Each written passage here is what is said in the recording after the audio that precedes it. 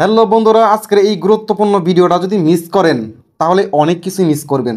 আপনি একটা Android phone অবশ্যই ব্যবহার করেন, সেখানে আপনার bank account, imo account, Gmail account, Facebook account, সকল অ্যাকাউন্টের পাসওয়ার্ড কিন্তু সেভ হয়ে যায় অটোমেটিকলি। আপনি নিজেই করে রাখেন। আপনার ফোনটা যদি কেউ নেয় 1 মিনিটের মধ্যে কিন্তু সব শেষ করে দিবে, সকল কিছুর পাসওয়ার্ড নিয়ে যাবে। আমি দেখে দিচ্ছি কীভাবে করে এটা বন্ধ করবেন। স্ক্রিনটাকে ফলো করুন। প্রথমে আপনাদের ফোন থেকে পাবেন সেটিং আইকন, এখানে একবার ট্যাপ করে দিবেন। তারপর এখান থেকে স্ক্রল ডাউন করে নিচে চলে আসতে হবে। নিচে পাবেন গুগল, এই গুগলে একবার ট্যাপ করে দিবেন। পাসওয়ার্ড ম্যানেজার, এই পাসওয়ার্ড ম্যানেজারে কিন্তু আপনাকে ট্যাপ করতে হবে। ট্যাপ করার পর দেখুন এখানে আমার ফেসবুক আছে, জিমেল অ্যাকাউন্ট আছে, অর্থাৎ গুগল অ্যাকাউন্ট আছে। আপনার আরও থাকতে পারে বিকাশ, রকেট, নগদ, আরও ব্যাঙ্ক অ্যাকাউন্ট থাকতে পারে যেগুলো সেভ হয়ে আছে।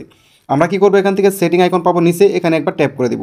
ট্যাপ করার পর এখানে আপনি দেখতে পাচ্ছেন যে অফার টু সেভ পাসওয়ার্ড, এটা কিন্তু আমার অন করা আছে, এটা অবশ্যই অফ করে দিতে হবে।